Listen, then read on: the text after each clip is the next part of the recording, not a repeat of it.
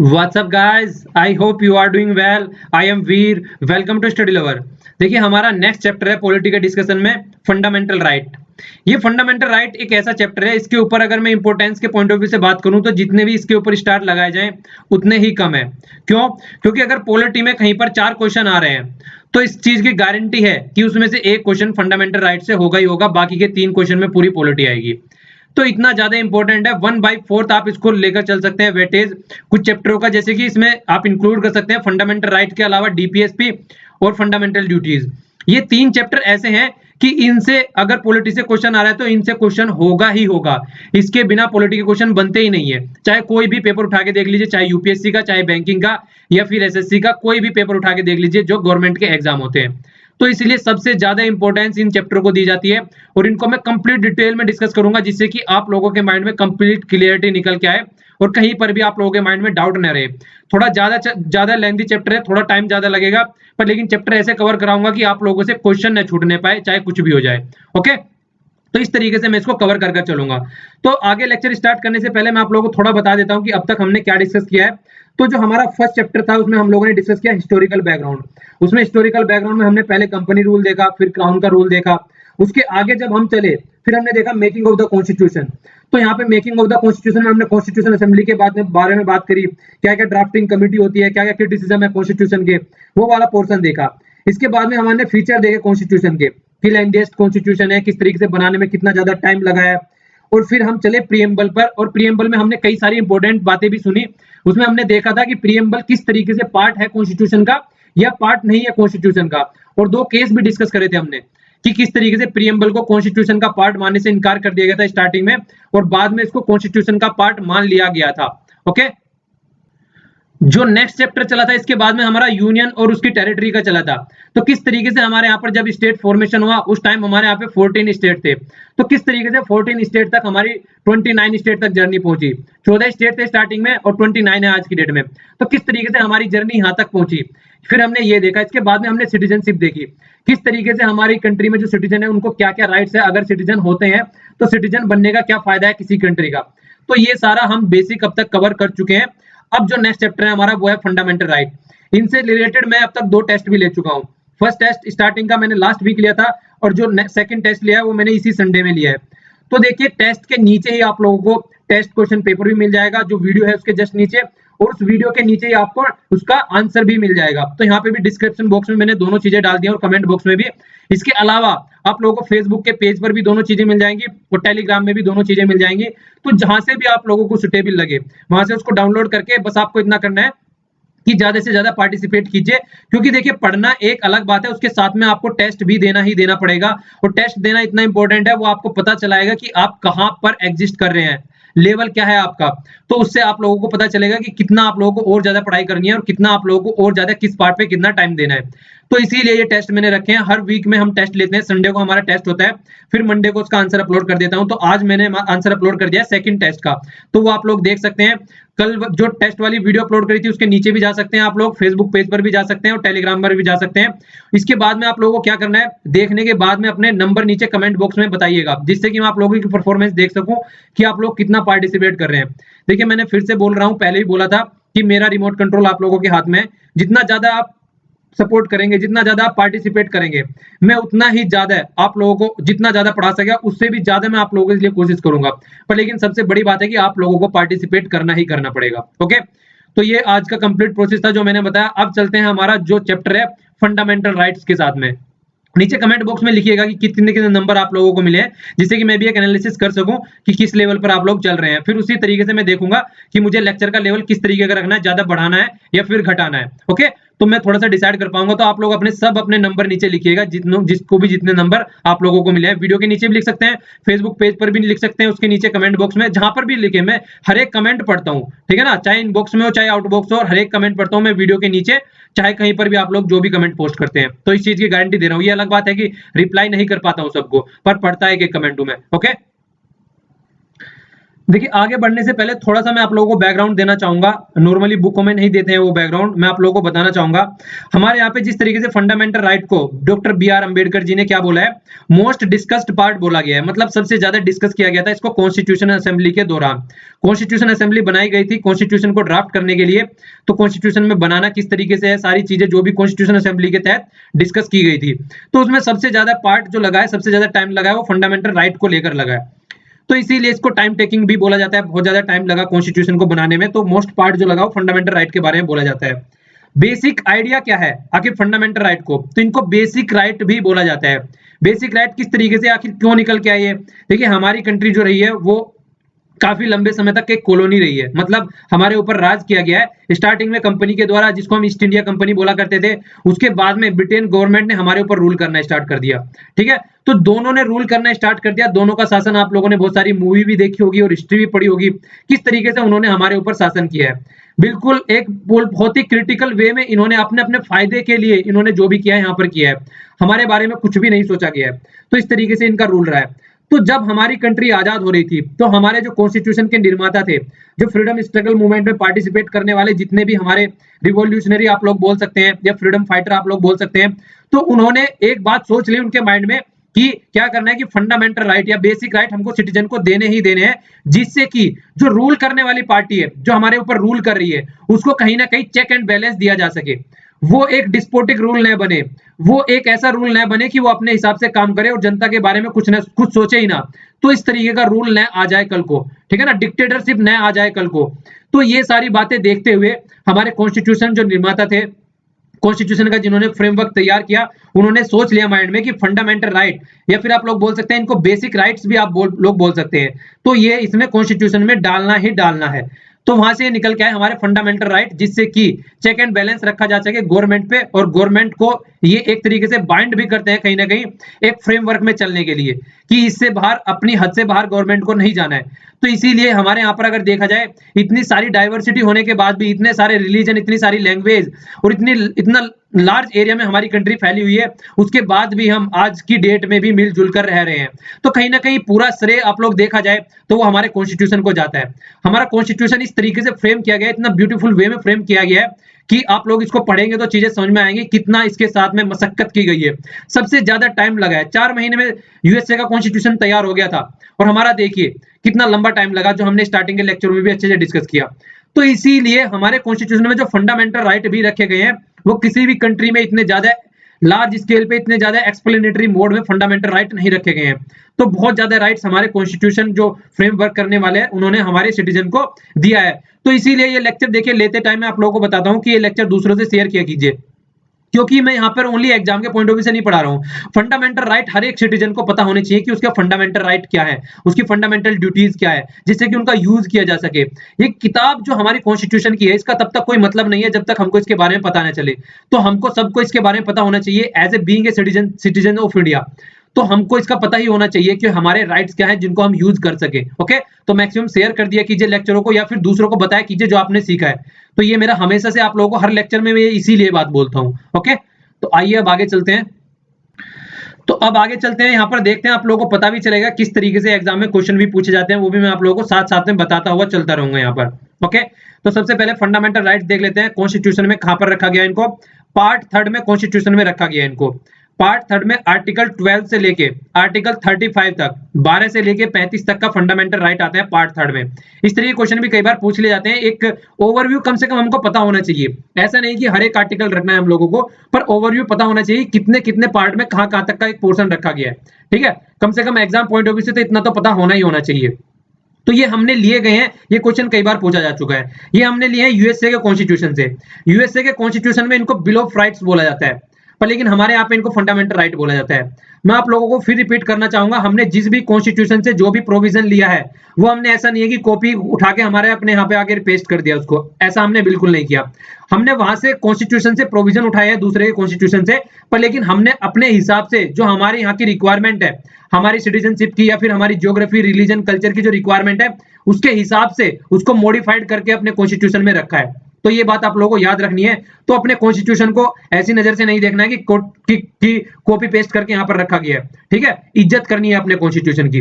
तो यूएसए में इसको बिल ऑफ राइट्स बोला जाता है और ये बहुत ही कम है अगर देखा जाए, हमारे वाले बहुत ही ज्यादा कॉम्प्रिहेंसिव है। आइडिया हमने वहां से लिया है पर अपने आप को कॉम्प्रिहेंसिव रखा है हमने बहुत ज्यादा। अगर पार्ट 3 को बोला जाए तो इसको मैग्ना कार्टा भी बोला जाता है। तो मैग्ना कार्टा का मतलब क्या होता है वो बताऊंगा बाद में, लेकिन आप लोगों को हमेशा याद रखना है, क्वेश्चन पूछा जा चुका है, पार्ट 3 को मैग्ना कार्टा बोला जाता है, ठीक है ना। मैग्ना कार्टा का मतलब क्या है, देखिए मैग्ना कार्टा एक चार्टर ऑफ राइट्स आप लोग इसको बोल सकते हैं। मतलब सबसे पहले स्टार्टिंग में फंडामेंटल राइट की बात कहाँ की गई है, इसका मतलब स्टार्टिंग कहां से हुई है फंडामेंटल राइट की।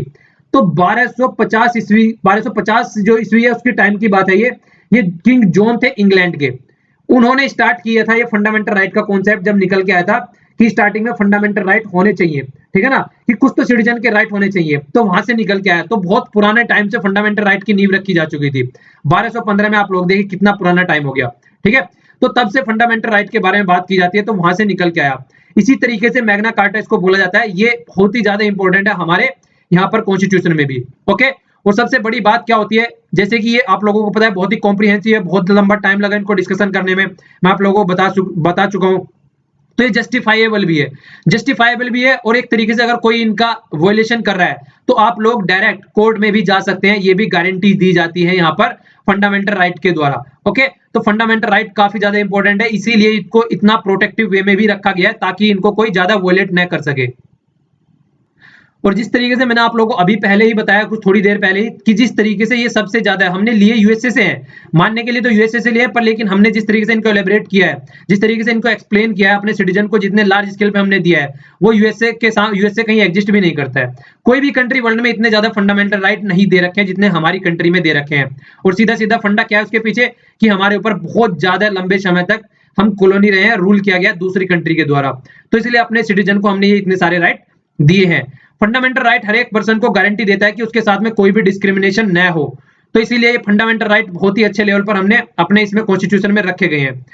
तो वही बात आप लोगों ने कई बार कॉन्सेप्ट भी सुना होगा कि आग का जला हुआ छाछ, छाछ भी फूक फूक कर पीता है, तो यही बात होती है। देखिए इतना ज्यादा टॉर्चर किया गया था कॉलोनियल पीरियड में हम लोगों को, तो इसीलिए हमने इतने अच्छे लेवल पर इन पे वर्क किया है। तो ये क्या करते हैं, इक्वलिटी किस तरीके से रहनी चाहिए सोसाइटी में, डिग्निटी रहनी चाहिए, पब्लिक के इंटरेस्ट में बात होनी चाहिए, और सबसे ऊपर यूनिटी ऑफ द कंट्री होनी चाहिए। हमारी कंट्री यूनाइट कंट्री होनी चाहिए, ऐसा नहीं है कि कल को इसको फ्रेगमेंट किया जा सके।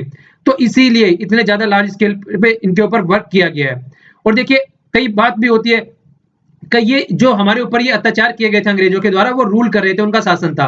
तो आगे आने वाले टाइम में इस तरीके का रूल हमारे सिटीजन के ऊपर न हो, इस तरीके का शासन हमारे सिटीजन के ऊपर न होए, कोई अथॉरिटेरियन रूल हमारे यहाँ ना बने कि अपनी ही अपनी चलाए, डिस्पोटिक रूल ना बने, निरकुश शासन, मतलब बिल्कुल ही एक ऐसे लेवल पे ले जाना कि बिल्कुल कोई उसको अपोज ही ना कर सके। तो कम से कम एक डेमोक्रेटिक सिस्टम बना रहे हमारे यहाँ पर, इसीलिए हमने इतने अच्छे लेवल पे फंडामेंटल राइट डाले हैं, ठीक है। तो कहीं ना कहीं घूम फिर कर वही बात आती है कि ये एक चेक एंड बैलेंस लगाते हैं स्टेट के ऊपर, स्टेट को बताते हैं कि हमारे यहाँ पर जो फंडामेंटल राइट है उनमें आप उनको बनाकर चलना ही चलना पड़ेगा, वरना बीच में आ जाता है फिर सुप्रीम कोर्ट और हाई कोर्ट, जो कि इसको इंप्लीमेंट करने का काम करते हैं अगर कोई भी इनको ओवर रीच करने का, ब्रीच करने का काम करता है, ठीक है। तो लिबर्टी और freedom of the people against the invasion, मतलब अगर कोई भी स्टेट अगर कुछ भी गलत काम कर रहा है तो प्रोटेक्ट करता है।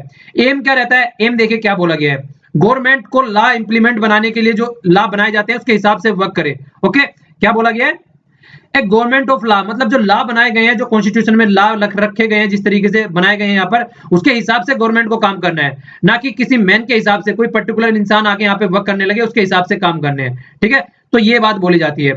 ऑल राउंड देखा जाए तो ये इंडिविजुअल के लिए काफी फायदेमंद रहते हैं, किस तरीके से, मतलब इंडिविजुअल के पॉइंट ऑफ व्यू से ही इनको रखा गया है। ये ऐसा नहीं है, देखिए एक मान लीजिए गवर्नमेंट का रूल आ रहा है, तो इंडिविजुअल आदमी के राइट क्या होने चाहिए, किस तरीके से उसको बोलने की आजादी होनी चाहिए, एक्सप्रेस करने की, कहां पे उसको एक तरीके से एम्प्लॉयमेंट में उसके साथ में कोई भी डिस्क्रिमिनेट नहीं करना चाहिए, रिलीजन, कास्ट, इन सब के बीच में कोई भी डिस्क्रिमिनेशन नहीं करना चाहिए। तो इसीलिए सारे पार्ट इसमें डाल दिए गए हैं, मेटीरियल भी डाल दिया गया, इंटेलेक्चुअल भी डाल दिया गया, मोरल भी डाल दिया गया, स्पिरिचुअल भी डाल दिया गया। तो ये सारे पार्ट इसमें डाल दिए गए जिससे कि इसको कॉम्प्रिहेंसिव ऑल राउंड डेवलपमेंट बोला गया है। तो ये है क्या, आगे अभी आप लोगों को देखने को मिलेगा ये सारे पार्ट में क्या क्या हम कवर कर रहे हैं, ये अभी आप लोगों को नेक्स्ट स्लाइड में देखने को मिलेगा। ये देखिए यहाँ पर सारी बातें यहाँ पर डाली गई हैं। एक और बता दूं आप लोगों को बात, यहाँ पर कॉन्स्टिट्यूशन में स्टार्टिंग में 7 फंडामेंटल राइट थे, तो 7 फंडामेंटल राइट थे स्टार्टिंग में जब हमारा कॉन्स्टिट्यूशन बनाया गया, ठीक है ना, जब हमने कॉन्स्टिट्यूशन इंप्लीमेंट किया 26 जनवरी 1950 में। थोड़ा बहुत पोर्शन हम लोगों ने कब कर दिया था, 26 जनवरी 1949 में भी हमने थोड़ा बहुत पोर्शन कवर कर दिया था, एक बेसिक कवर। इसके बाद में जो लार्ज स्केल इंप्लीमेंट हुआ था वो था जनवरी 1950 में। तो हमने क्या किया, उस टाइम से हमारे पास में 7 राइट्स थे। तो यहाँ पे देखिए क्या हो गया, इक्वलिटी का हो गया। जो इक्वलिटी का पोर्शन आता है वो आर्टिकल 14 से 18 के अंदर आता है। ये भी डायरेक्ट क्वेश्चन इस तरीके के आ जाते हैं कि इक्वलिटी ऑफ द राइट किस किस के अंदर आता है, कितने आर्टिकल रहते हैं। तो ये कम से कम फंडामेंटल राइट में आप लोगों को थोड़ा सा याद रखने की जरूरत पड़ेगी, पर लेकिन उसको रटना नहीं है, समझना है। उसको समझेंगे तो आप लोगों को याद रखने में कोई ज्यादा प्रॉब्लम भी नहीं होगी। तो उसको समझकर आप लोगों को याद रखना है, ना कि रटकर। ओके, तो दूसरा क्या है, right to freedom. Right to freedom कितने से रखा गया है, 19 से 22 तक रखा गया है। ये सारे यहाँ पर मैं आप लोगों को ओवरव्यू दे रहा हूँ, इसके बाद में एक एक को एक्सप्लेन करके चला जाएगा अलग अलग, तो इसीलिए लेक्चर काफी लेंथी होने वाले हैं, ठीक है ना, आगे आने वाले टाइम में। आगे क्या है, राइट अगेंस्ट एक्सप्लॉयटेशन, कि कोई भी एक्सप्लॉइट न कर सके। तो 23 और 24 के अंदर ये यहाँ पर रखे गए हैं। इसके अंदर फिर क्या है, फ्रीडम ऑफ रिलीजन। जिस तरीके से हम लोगों ने अभी देखा, तो रिलीजन की बात की जाती है, वो 25 से 28 के बीच में रखे गए हैं। और यहाँ पे कल्चरल और एजुकेशनल राइट, किस तरीके से अपनी लैंग्वेज वगैरह को भी हम सेव करना है, तो वो सब जो बातें आती है वो सब आती है 29 और 30, 29 और 30 के बीच में। राइट टू प्रॉपर्टी, इसको मैंने रेड बनाया। रेड लाइट क्यों बनाया, इसको इसलिए बनाया क्योंकि ये आज की डेट में गायब किया जा चुका है। पहले आर्टिकल कहां पे था, ये आर्टिकल 31 में था। ये भी क्वेश्चन कई बार पूछा जा चुका है कि स्टार्टिंग में कॉन्स्टिट्यूशन में जब हमारा इंप्लीमेंट किया गया कितने फंडामेंटल राइट थे और आज की डेट में कितने हैं। तो तब 7 थे, आज की डेट में 6 हैं। ओके, तो थोड़ा आप लोगों को ये याद रखना है। ओके, इसके अलावा क्या बात की जाती है, देखिए राइट टू कॉन्स्टिट्यूशनल रेमेडीज। ये बहुत ही ज्यादा इंपॉर्टेंट पार्ट है, क्योंकि जितने भी सारे फंडामेंटल राइट है उनको सबको अगर कोई ब्रीच कर रहा है तो इसके तहत यहाँ पर रेमेडी दी जाती है, मतलब सॉल्यूशन दिया जाता है उसका। तो ये आर्टिकल 32 में आता है, ठीक है। अब थोड़ी सी बात कर लेते हैं राइट टू प्रॉपर्टी के बारे में। देखिए राइट टू प्रॉपर्टी जो फंडामेंटल राइट है उसको फंडामेंटल राइट के तौर पर डिलीट कर दिया गया। किसके तहत डिलीट किया गया, 44th कॉन्स्टिट्यूशन अमेंडमेंट के बाद में 1978 में। इससे पहले 42nd कॉन्स्टिट्यूशन अमेंडमेंट आया था, जिसको क्या बोला जाता है, मिनी कॉन्स्टिट्यूशन भी बोला जाता है। वो कब आया था, 1976 में, ड्यूरिंग इमरजेंसी। कब थी, 75 से 77 तक। तो इसके बीच में जो अमेंडमेंट आया उसने बहुत सारी चीजें चेंज करके रख दी हमारे यहाँ पर। तो उसके बाद में फिर जो 44th आया, इसको इस तरीके से भी बोला जाता है कि जो जितनी भी गलतियां गवर्नमेंट के द्वारा 42nd में की गई हैं वो सारी करेक्ट की गई हैं 44th अमेंडमेंट के तहत। तो इस तरीके से भी अगर कोई क्वेश्चन बने एनालिटिकल बेस तो उसका भी आप आंसर दे सके, तो ये भी बात आप लोगों को पता होना चाहिए, ठीक है। तो जितनी चेंज किए गए थे इमरजेंसी के टाइम पे, इंदिरा गांधी जी के टाइम पर, वो सारी जो गलतियां की गई थी उनको सबको सुधारा गया 44th कॉन्स्टिट्यूशन अमेंडमेंट के तहत, ठीक है। तो ये आप लोगों को ये भी याद रखना है। तो देखिए इसको क्या बना दिया गया, एक लीगल राइट बना दिया गया, जो कि पहले फंडामेंटल राइट था। और रखा कहां पे गया, इसको आर्टिकल 300 ए के अंदर रखा गया। मैंने आप लोगों को बताया जब भी कहीं अमेंडमेंट होता है तो हम कैपिटल वर्ड लिखते हैं, ओके। तो यहाँ पे कैपिटल वर्ड लिखा गया, इसका मतलब अमेंडमेंट के तहत इसको ऐड किया गया है। पार्ट कितने में रख दिया गया, इसको पार्ट 12 में रख दिया गया कॉन्स्टिट्यूशन के, ठीक है ना। तो आज की डेट में 6 फंडामेंटल राइट बच गए हैं। आखिर ऐसा क्यों किया गया, ये भी आप लोगों के माइंड में क्वेश्चन आ रहा होगा। लेकिन नॉर्मली क्या होता है, आज की डेट में जो प्रॉपर्टी को ही ले लीजिए, ठीक है। मान लीजिए प्रॉपर्टी है आपकी, कोई भी जमीन का ले लेते हैं, लैंड का ले लेते हैं मेनली, आप लोग इसको ढंग से समझ पाएंगे। मेनली जब लैंड का एग्जांपल लेते हैं तो देखिए गवर्नमेंट क्या करती है, हाईवे वगैरह बनाती है, ठीक है ना, रेलवे ट्रैक बनाती है, हॉस्पिटल्स बनाती है, स्कूल्स बनाती है, और भी बहुत सारी ऐसी जो यूनिट्स है जो गवर्नमेंट बनाती है सोशल वेलफेयर के लिए। पर लेकिन जैसे जमीन की बात आती है, अगर फंडामेंटल राइट की जाए प्रॉपर्टी की बात, तो जमीन प्रॉपर्टी है, प्राइवेट प्रॉपर्टी है, तो फंडामेंटल राइट की बात आ जाएगी। तो अगर कोई भी किसी की जमीन अगर गवर्नमेंट भी लेना चाहेगी तो सीधे सीधे इंसान क्या जाएगा, सुप्रीम कोर्ट में या हाई कोर्ट में जाएगा और बोलेगा कि मेरा फंडामेंटल राइट है मेरी प्रॉपर्टी रखना, और गवर्नमेंट क्या कर रही है, उसका हनन कर रही है।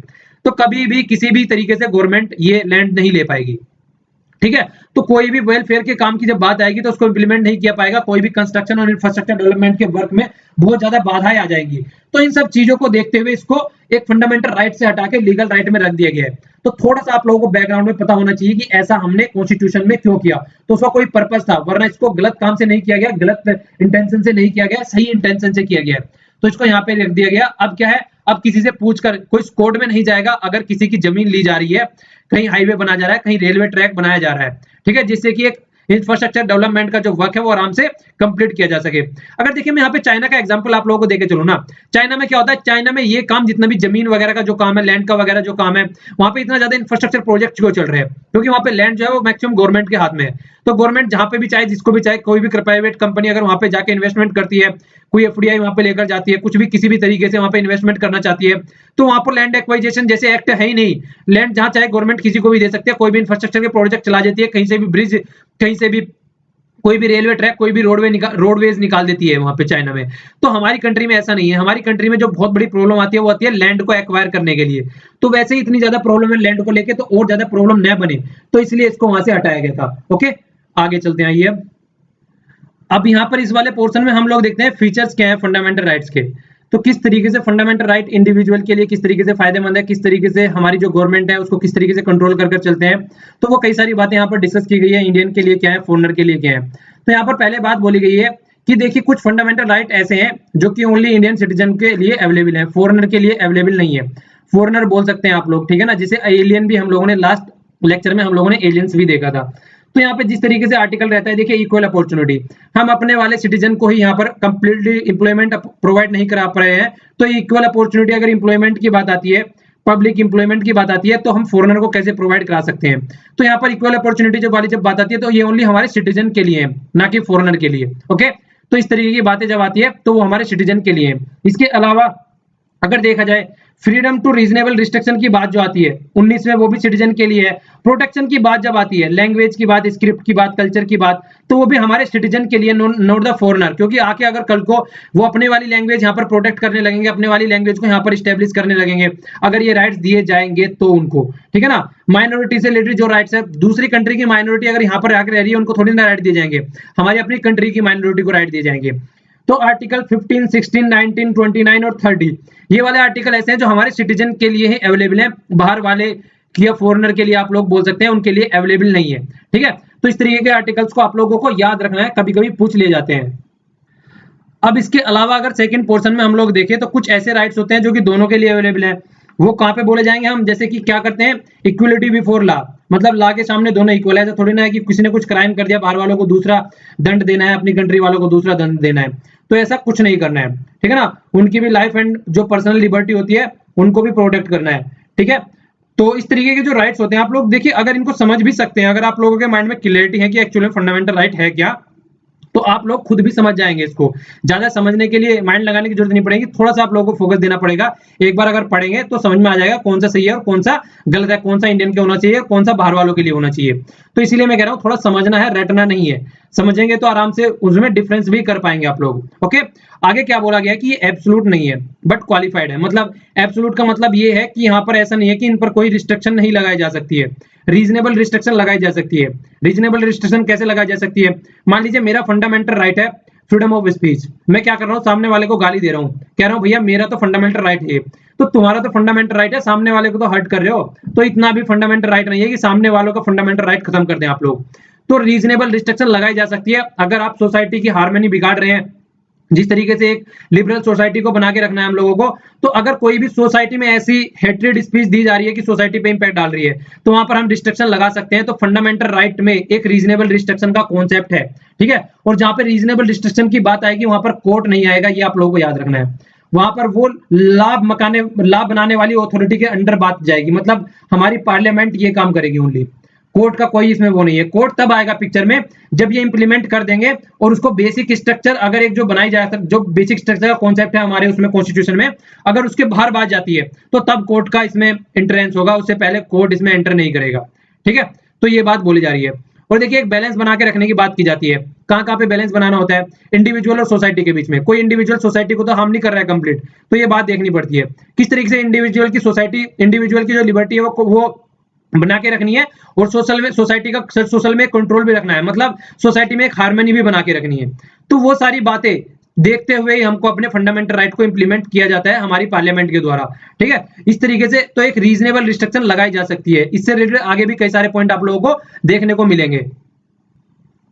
तो आगे क्या बोली जा रही है, वही बात आती है निकल के कि आर्बिट्रेरीनेस ना हो जाए स्टेट में, तो एक प्रॉपर वे में हैंडल करके सारी चीजें चलते रहे। तो स्टेट पे एक रिस्ट्रिक्शन काइंड लगाती है, थोड़ा सा उनके एक्शन एक प्रॉपर वे में रहे, एक सेफ में रहे, और इंडिविजुअल को भी एक मतलब हार्मनी, इंडिविजुअल की भी प्रिविलेज बना रहे। तो ये बात निकल के आ रही है। तो इंडिविजुअल के एक्शन को भी देखा जाता है, ठीक है। तो दोनों को यहाँ पर बातें करके चीज जाती है, दोनों में किस स्टेट क्या कर रहा है और वो सिटीजन क्या कर रहे हैं। आगे क्या बोला जा रहा है, नेगेटिव भी बोला जाता है, इनको पॉजिटिव बोला जाता है, दो प्रोस्पेक्टिव से निकल के आती है। अगर ऑथोरिटी के पॉइंट ऑफ व्यू से देखा जाए, जो हमारी स्टेट है, जो हमारी गवर्नमेंट है, उनके लिए तो नेगेटिव है, रिस्ट्रिक्शन लगाते हैं। लेकिन अगर इंडिविजुअल के पॉइंट ऑफ व्यू से देखा जाए, सिटीजन के पॉइंट ऑफ व्यू से देखा जाए, तो उनको तो एक प्रिविलेज प्रोवाइड कराते हैं। तो उनको तो फायदा पहुंचाते हैं, उनको फ्रीडम देते हैं कई सारी, तो उनके लिए पॉजिटिव का कॉन्सेप्ट निकाल के लाते हैं। तो दोनों ही कॉन्सेप्ट यहाँ पर देखने को मिलते हैं फंडामेंटल राइट के हिसाब से, बस थोड़ा सा नजरिया पड़ता है देखने का कि कौन से एरिया में किस एरिया की बात कर रहे हैं हम लोग, ठीक है। तो दोनों ही तरीके यहाँ पर इसके अंदर आप लोगों को नेचर देखने को मिलेगा फंडामेंटल राइट्स का। तो फिर आगे वही बात बोली जा रही है कि कोर्ट में मूव कर सकते हैं आराम से अगर कोई वॉयलेट कर रहा है, और डिफेंड किया जाता है और गारंटी दी जाती है सुप्रीम कोर्ट के द्वारा। ये सैक्रोसेंट और परमानेंट नहीं है, वो तो हम लोग बात देख चुके हैं अभी, क्योंकि अगर कोई भी कॉन्स्टिट्यूशन में अमेंडमेंट के तहत इनको चेंज किया जा सकता है। ये हमने देखा था स्टार्टिंग का, जब बेसिक वाला पार्ट हम लोग देख रहे थे, वहां पे बेसिक स्ट्रक्चर का कॉन्सेप्ट निकल के आया था। अच्छा ये बताइए कौन सा केस हम लोगों ने डिस्कस किया था जिसके तहत बेसिक स्ट्रक्चर का कॉन्सेप्ट निकल के आया था, ठीक है। तो बेसिक स्ट्रक्चर का एक कॉन्सेप्ट निकल के आया था कि आप फंडामेंटल राइट या कॉन्स्टिट्यूशन के किसी भी पार्ट को आप चेंज कर सकते हैं, पर लेकिन बेसिक स्ट्रक्चर आपको चेंज नहीं करनी है। अगर बेसिक स्ट्रक्चर चेंज आएगी तो फिर सुप्रीम कोर्ट पिक्चर में आ जाएगा और वो चेक करेगा कि ये बेसिक स्ट्रक्चर के हिसाब से काम हो रहा है या नहीं हो रहा है, ठीक है। और ये काफी इंपॉर्टेंट क्वेश्चन है, कई बार पूछा जाता है ड्यूरिंग नेशनल इमरजेंसी के टाइम पे कई सारे फंडामेंटल राइट हम क्या करते हैं, उनको सस्पेंड कर देते हैं। पर आर्टिकल 21 और आर्टिकल 21, जो आर्टिकल 20 और आर्टिकल 21 ये दोनों यहाँ पर नहीं हटते हैं, ये दोनों बने रहते हैं, इनको सस्पेंड नहीं किया जा सकता, इनको सस्पेंड नहीं किया जाता है, बल्कि जो ये है आर्टिकल 29 जो फ्रीडम वाले हैं वो सारे ही हम सस्पेंड कर देते हैं, ओके। और दूसरी बात आप लोगों को और क्या याद रखनी है, ये रखनी है कि ये इंटरनल इमरजेंसी के ड्यूरेशन में नहीं होता है, ये एक्सटर्नल इमरजेंसी के ड्यूरेशन में ही होता है। अच्छा एक्सटर्नल इमरजेंसी लगने का मैंने प्रोविजन बताया था कि कब कब इसको लगा सकते हैं, ठीक है। तो जो मैंने आप लोगों को 3 फैक्ट दिए थे उनके बारे में आप लोग बताइए, नीचे कमेंट बॉक्स में लिखिए कौन कौन से थे जो हमने लास्ट आर्टिकल में देखे थे। इसके साथ में भी इनको लिमिटेड किया जाता है, यहाँ पे देखिए आर्टिकल 31 ए के तहत किया जाता है, आर्टिकल 31 बी के, तो आर्टिकल 31 सी के, ये सारे अमेंडमेंट के तहत ऐड किए गए हैं, ठीक है। तो किस तरीके से एक्वाइजेशन करना है स्टेट को, अगर कुछ कोई प्रोविजन उससे रिलेटेड मैंने बात की है, अभी आप लोगों ने देखा था, ठीक है। तो तब इसको अमेंडमेंट किया गया। इसके तहत 9th शेड्यूल की बात की जाती है। देखिए 9th शेड्यूल में क्या रखा जाता है, 9th शेड्यूल में जो प्रोविजन है वो रिलेटेड टू है एक्ट एंड द रेगुलेशन। ये फर्स्ट कॉन्स्टिट्यूशन अमेंडमेंट के तहत 1951 में हमने इसको रखा कुछ लॉ को सेव करने के लिए। ये आगे डिटेल में डिस्कस करूंगा जब आगे बढ़ेंगे हम लोग, जैसे जैसे आएंगे। यहाँ पर आप लोगों को बस थोड़ा सा इसके बारे में इंफॉर्मेशन होनी चाहिए, ठीक है ना। और किस तरीके से सेव करना है लॉ को, इफेक्टिव वे से इंप्लीमेंट करना है, डायरेक्टिव प्रिंसिपल ऑफ पॉलिसी की बात आती है कि उनको किस तरीके से इंप्लीमेंट करना है, तो वहां पर हम इन पर रिस्ट्रिक्शन लगा सकते हैं।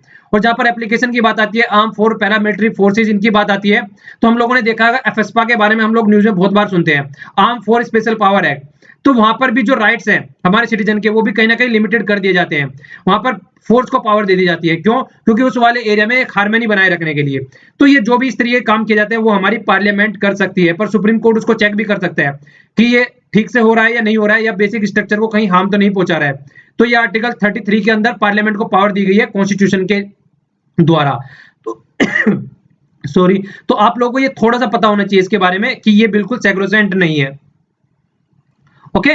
तो कभी भी इसके बारे में ऐसा नहीं रखना है कि फंडामेंटल राइट को कोई भी चेंज नहीं कर सकता है। बेसिक स्ट्रक्चर का कॉन्सेप्ट आप लोगों को याद रखना है माइंड में, जब भी फंडामेंटल राइट या कोई भी कॉन्स्टिट्यूशन में अमेंडमेंट की बात हम लोग करते हैं। तो टोटल मैंने आप लोगों को कितने आर्टिकल से कितने तक बताए थे फंडामेंटल राइट, 12 से 35 तक बताए थे। तो 35 के अंदर और भी कई सारे इंपॉर्टेंट आर्टिकल आते हैं, जैसे मार्शल लॉ की बात हम लोग करते हैं।